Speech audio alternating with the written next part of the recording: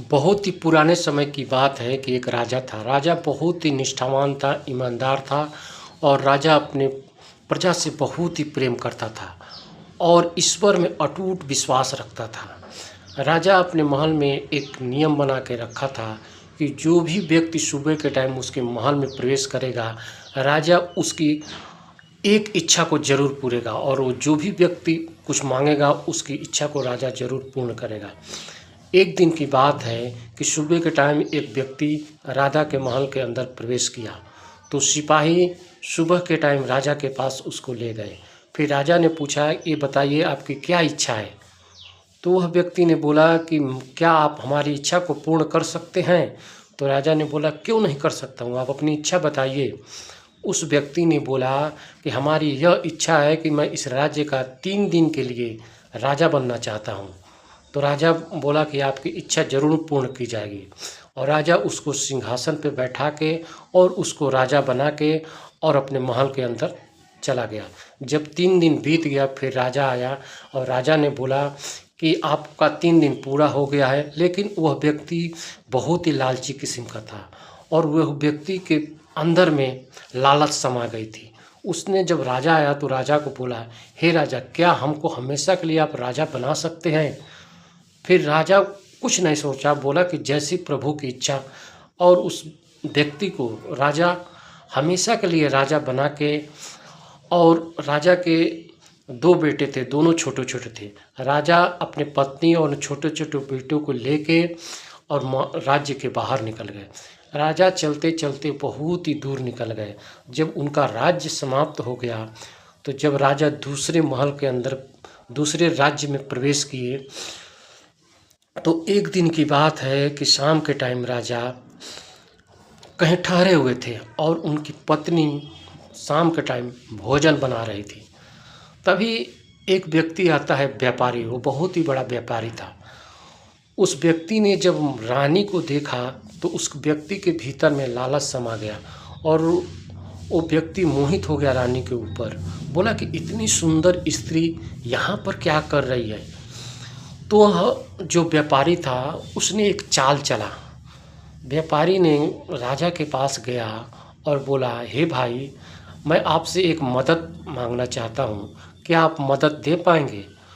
तो राजा अपने मन में सोचा कि राज्यपाट तो सब चला गया, अब तो कुछ मेरे पास है ही नहीं है, लेकिन इस समय भी अगर जो हम किसी के काम आता हूँ तो बहुत ही अच्छी बात है और ईश्वर की असीम कृपा है हमारे ऊपर। तो राजा बोला कि बताइए आपको क्या मदद कर सकता हूँ। फिर उस व्यक्ति ने बोला कि मैं यहाँ से थोड़े दूर पर ठहरा हुआ हूँ मैं भी, और मेरे साथ में मेरी पत्नी है और हमारी पत्नी पेट से है, उसको पेट में बहुत ही दर्द हो रहा है। क्या थोड़े समय के लिए अपनी पत्नी को आप हमको दे सकते हैं? वहाँ ले जाऊँगा, जब हमारी पत्नी की पीड़ा समाप्त हो जाएगी तो फिर लाके वापस छोड़ जाऊँगा। तो राजा बोला कि इस समय भी हम किसी के काम आए तो अच्छी बात है। राजा बोला, ले जाइए, लेकिन ला के छोड़ दीजिएगा सुबह। वह व्यापारी बोला, ठीक है। लेकिन व्यापारी तो बहुत ही लालची किस्म का आदमी था और व्यापारी वहाँ से ले गया और लेके व्यापारी वहाँ से बहुत ही दूर निकल गया, फरार हो गया, यानी रानी को लेके वो भाग गया।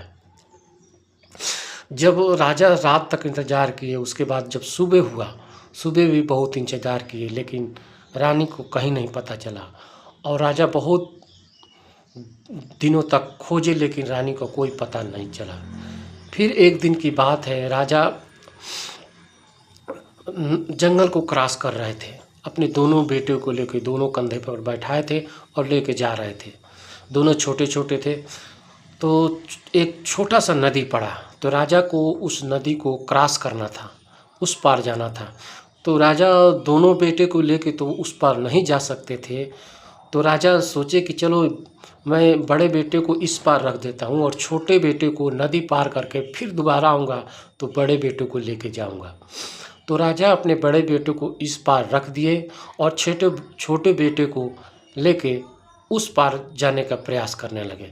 तो जब वो बीच नदी के अंदर पहुँचते हैं, नदी बहुत बड़ी नहीं थी, छोटी थी, तो बीच में जब जाते हैं तो देखते हैं राजा क्या कि एक भालू आता है और राजा के बड़े बेटे को उठा के लेके चला जाता है। अब राजा देख के बहुत ही घबरा जाते हैं और उनको समझ में नहीं आता है कि मैं क्या करूं क्या ना करूं। इस घबराहट के वजह से राजा का जो छोटा बेटा था वो भी हाथ से छूट जाता है और वो भी पानी में बह जाता है। और राजा का बड़ा बेटे को भालू उठा कर लेके चला जाता है और छोटा बेटा पानी के अंदर बह जाता है। राजा जब नदी से बाहर निकलते हैं तो उनके हाथ कुछ नहीं लगता है। पत्नी को व्यापारी चोरी करके लेके चला गया, दोनों बच्चे को, एक को भालू उठा के लेके चला गया और एक पानी में बह गया। अब राजा वहाँ से निकल के और फिर आगे बढ़ते हैं, जाते जाते जब कुछ दूरी पर जाते हैं तो देखते हैं कि कुछ लोग, बहुत ही लोग इकट्ठा होके और कुछ कर रहे थे। तो राजा देखे, तो राजा गए वहाँ पर, तो देखे कि पूछे क्या हो रहा है भाई यहाँ पर। तो एक व्यक्ति ने बोला कि हमारा राजा का डेथ हो गया है इस राज्य का और हम लोग नया राजा की तलाश कर रहे हैं। एक बाज था, वो बाज उड़ रहा था, बोले कि ये बाज जिसके सर पे बैठेगा वही इस राज्य का राजा बनेगा। तभी वो बाज उड़ के आया और राजा के सर के ऊपर बैठ गया। अब सभी जितने राज्यवासी थे सब राजा की जय हो, राजा की जय हो बोलने लगे और उसको राजा को राजा घोषित मान लिए। तो राजा अपने मन में सोचे कि मैं तो खुद ही अपना राजपाट छोड़ के आया हूँ, मैं दूसरे राज्य का राजा नहीं बन सकता हूँ। वो बोले, लेकिन जब राज्य वाले जो थे उन लोगों ने बोला कि इससे अच्छा मेरे को राजा मिल नहीं सकता है। तो राजा को राजा बना दिया गया और राजा उस देश का राजा बन गया और बहुत ही अच्छे तरीके से पूरे राज्यपाट को और ईमानदारी से चलाने लगे। तभी आप राजा के बेटों का हाल जान लीजिए। देखिए, जो राजा को बड़े बेटे को भालू उठा के ले गया था, वह भालू थोड़ी देर पर ही गया था, तभी एक जंगली जो जानवर को पकड़ते हैं, बहेलिया बोलते हैं, जानवर को मारते हैं खाते हैं, वह एक बहेलिया जा रहा था। देखा कि अरे ये तो बच्ची को लेके जा रहा है भालू। तो बहेलिया, वो जंगली आदमी तुरंत अटैक किया भालू के ऊपर। तो भालू डर के बच्चा छोड़ के भाग गया और वो जो बहेलिया था उस बच्चे को उठा के ले गया अपने घर और ले जाके अच्छा से पालन पोषण करने लगा। और राजा को जो दूसरा बेटा छोटा वाला था वो पानी में दह गया था, वो थोड़ी ही दूर पर गया था, तभी एक मछुआरा मछली मार रहा था, उसी के जाल में राजा का बेटा फंस गया और मछुआरा अपने घर लेके गया और उस बेटे का भी अच्छा से पालन पोषण करने लगा। और दोनों राजा का बेटे उसी राज्य में थे और दोनों का पालन पोषण बहुत ही अच्छा तरीके से होने लगा। जब दोनों बेटे जवान हो गए, शिक्षा लेके और परिपूर्ण हो गए, तो संजोग से कहिए कि राजा के महल में दोनों को नौकरी मिल गया और राजा के सिपाही बन गए। लेकिन वो दोनों लड़के बहुत ही निष्ठावान ईमानदार थे और अपने काम को बहुत ही अच्छे तरीके से करते थे। इस वजह से राजा ने उन दोनों को अपना अंगरक्षक बना लिया और राजा के पास ही दोनों अंगरक्षक के रूप में दोनों बेटे रहने लगे। लेकिन एक दूसरे को कोई पहचानता नहीं था, क्योंकि वो बहुत ही बचपन में दोनों बेटे गंवा गए थे और इतने बड़े जवान होने के बाद ना तो राजा पहचान पाता था और ना वो दोनों लड़के पहचान पाते थे और दोनों को अंगरक्षक बनकर रहने लगे। तभी एक दिन की बात है कि जो व्यापारी रानी को लेके भागा था, वह व्यापारी उसी राज्य में आता जाता था, उस राजा से मिलता था। तो व्यापारी वहीं से गुजर रहा था तो सोचा कि चलता हूँ इस राजा से मिलूँगा। तो एक व्यक्ति मिला, तो उस व्यक्ति ने बताया कि वह राजा का तो डेथ हो गया है, मर गए हैं, अब दूसरा राजा बना है। तो वह व्यापारी बोला कि अब मैं जाके क्या करूँगा, वो तो राजा मेरे से दोस्ती था, वो तो राजा अब नहीं रहे दुनिया में। तो फिर उस व्यक्ति ने बोला कि नहीं, उससे भी नेक राजा बने हैं, वो बहुत ही अच्छा है। फिर वह व्यापारी राजा के पास गया और राजा से मिला और व्यापार के संबंध में बहुत ही बातचीत हुआ। तो जब शाम हो गया तो व्यापारी बोला कि अब मेरे को जाना होगा।